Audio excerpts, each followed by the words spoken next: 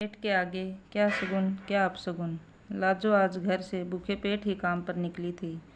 कल शाम बंगलों से मिले बचे खुचे भोजन को उसने सुबह बच्चों की थाली में डाल दिया था। बच्चे कुछ ज़्यादा ही भूखे थे। ज़रा देर में थाली सपाचट हो गई थी। लाजो के लिए 2 निवाले भी न बचे। लाजो ने लोटा भर पानी हलक में उंडेला और काम पर निकल गई। सोचा किसी बंगले की मालकिन से कुछ मांग कर पेट भर लेगी। लाजो एक रिहायशी कॉलोनी के करीब बसी झुग्गी बस्ती में रहती है। पास की 5-6 कोठियों में उसने झाड़ू पोछे और बर्तन मांजने का काम पकड़ रखा है। 5 वर्ष पहले जब उसका पति ज़्यादा शराब पीने के कारण मरा था, तब उसका सोनू पेट में ही था। उसके ऊपर 2 बिटिया थी। 3 बच्चों का पेट पालना इस महंगाई में अकेली लाजो के लिए कितना मुश्किल था, यह सिर्फ वो ही जानती है। किराए की झुग्गी है। बच्चों को पास के प्राइमरी स्कूल में डाल रखा है। घर के किराए, बच्चों के कपड़े, फीस, किताबों में उसकी सारी कमाई छूमंतर हो जाती है। महीने बीत जाते हैं, बच्चों को दूध दही का स्वाद चखे। घर में खाना कभी कभी ही बनता है। सच पूछो तो बंगलों से मिलने वाली जूठन पर ही उसका परिवार पल रहा है। लाजो पहली कोठी में काम के लिए घुसी तो मेम साहब ने कहा, लाजो आज बर्तन नहीं हैं। साफ सफाई के बाद ये लिस्ट लेकर सामने किराने की दुकान पर चली जाना। यह सारा सामान ले आना। साहब बात कर आए हैं। आज से नवरात्रे हैं। सारा उपवास का सामान है। हाथ अच्छी तरह धोकर जाना। लाजो थैला लेकर किराने की दुकान पर पहुंची तो लिस्ट में लिखा सामान लाला ने निकाल कर उसके सामने रख दिया। प्लास्टिक की थैलियों में भरे मखाने, छुहारे, राजगिरी, सूखे मेवे, आलू और अरारोट के चिप्स, पापड़, देसी घी के डिब्बे और न जाने क्या क्या, जिनके बारे में लाजो ने न कभी सुना था और न ही देखा था। उपवास में ऐसा भोजन, इसका मतलब आज उसको इस घर से बचा खुचा रोटी दाल नहीं मिलने वाला। उसका मन भारी हो गया। बच्चों के भूखे चेहरे आंखों के सामने नाचने लगे। उसके बाद के 2 घरों में भी व्रत पूजा के कारण लाजो को रोटी नहीं मिली। बस एक घर में चाय ही मिल पाई, जो उसके पेट की आग का दमन करने में असमर्थ रही। लाजो को अब ज़्यादा चिंता इस बात की होने लगी कि अगर किसी घर से बचा हुआ खाना न मिला तो दोपहर को घर लौटकर वह बच्चों की थाली में क्या रखेगी। उसका ध्यान धोती के छोर में बंधे पैसों की ओर गया। उसने खोल कर देखा। एक 10 का नोट और 5 के 3 नोट के साथ चंद सिक्के ही थे। पूरा महीना सिर पर था। यह पैसे भी खर्च नहीं कर सकती थी। वह तेजी से चौथे बंगले की ओर चल दी। मल्होत्रा साहब की कोठी थी। ये लोग आर्य समाजी थे। लाजो ने उनके वहाँ धार्मिक कर्मकांड कभी नहीं देखे थे। उनकी औरत तो व्रत उपवास भी नहीं करती थी। उसको उम्मीद थी कि वहाँ तो ज़रूर रोटी मिल जाएगी। वहाँ पहुँचकर देखा तो बहुत सारे लोग कई कई गुटों में खड़े बातचीत कर रहे थे। लाजो का दिल किसी अनहोनी से धड़कने लगा। बाहर खड़ी एक महिला से पूछा तो पता चला मल्होत्रा साहब नहीं रहे। आज 11 बजे उनका देहावसान हो गया। अंदर फर्श पर अर्थी पड़ी थी।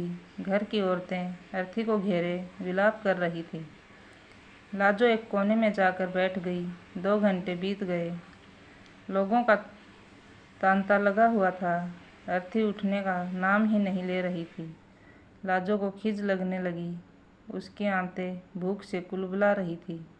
उसे रह रहकर अपने बच्चे भी याद आ रहे थे। कोठरी के दरवाजे पर माँ का इंतज़ार करते भूखे बैठे होंगे। दोपहर 2 बजे जाकर कहीं अर्थी उठी।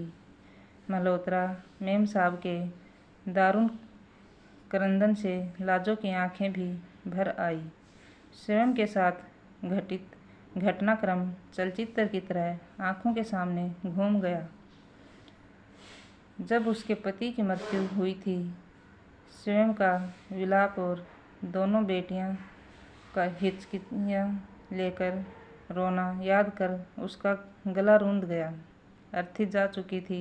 घर में मर घर सा सन्नाटा पसरा था। रिश्तेदार अपने अपने घर लौट गए थे। मेम साहब बच्चों सहित अपने कमरे में बंद हो गई थी। जवानी में सुहाग उजड़ गया। छोटे छोटे बच्चे थे बेचारी। लाजो ने ड्राइंग रूम ठीक करना शुरू किया। सारा फर्नीचर जो अर्थी रखने के लिए इधर उधर खिसका दिया था, लाजो ने अकेले खींच खींच कर जगह पर लगाया। फिर पूरे घर में झाड़ू पोछा किया। सारा काम निपटाते निपटाते 3:30 बज गए। उसकी भूख भी खत्म हो चुकी थी, मगर बच्चों की भूख याद करके उसकी चिंता बढ़ती जा रही थी। काम खत्म करके वह मल्होत्रा साहब की बूढ़ी माँ के पास आकर बैठ गई। थोड़ी देर बाद बड़ी मुश्किल से बोली, अम्मा जी, मैं जाऊँ क्या? कोई काम हो तो 6 बजे तक फिर से आ जाऊँगी। बच्चे घर में अकेले मेरी प्रतीक्षा कर रहे होंगे, भूखे होंगे। अम्मा जी ने हामी भरी तो वह उठी। घर जाकर पहले नहाना होगा, फिर कुछ न कुछ तो पकाना ही पड़ेगा। चाहे 15 रुपये के चावल ही जाते वक्त खरीद लेगी।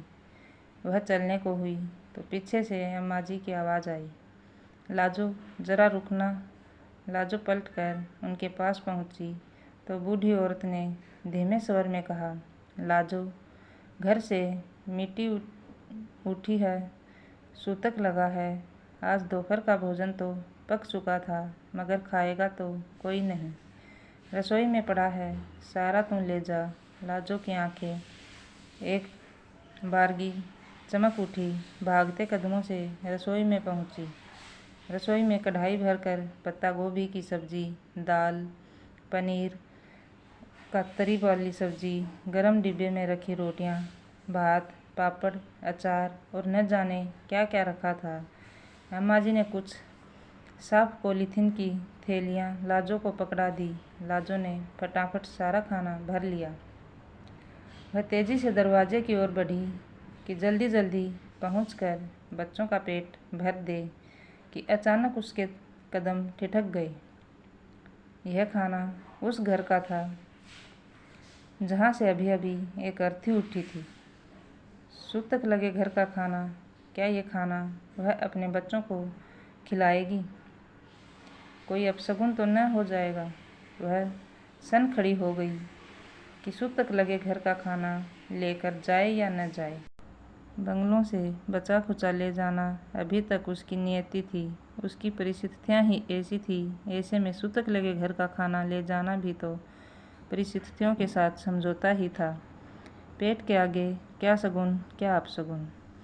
दीवार घड़ी ने 4 बजने के घंटे बजाए तो उसकी तंद्रा भंग हुई। कसमकस की दलीलों और तर्कों पर स्वयं उसकी और बच्चों की भूख हावी हो चुकी थी। हाथ में खाने का बड़ा सा पैकेट संभाले वह लंबे लंबे डग भरते हुए घर की ओर भागी जा रही थी। आज मुद्दतों बाद उसको और उसके बच्चों को कम से कम 2 वक्त भर पेट और अच्छा खाना नसीब होने वाला था। उसको याद नहीं पड़ता इससे पहले उसने रोटी सब्जी, दाल चावल इकट्ठे कब खाए थे। दोस्तों, ये कहानी आपको कैसी लगी कमेंट करके ज़रूर अवगत कराएं और कहानी अच्छी लगी हो तो लाइक और सब्सक्राइब ज़रूर करें।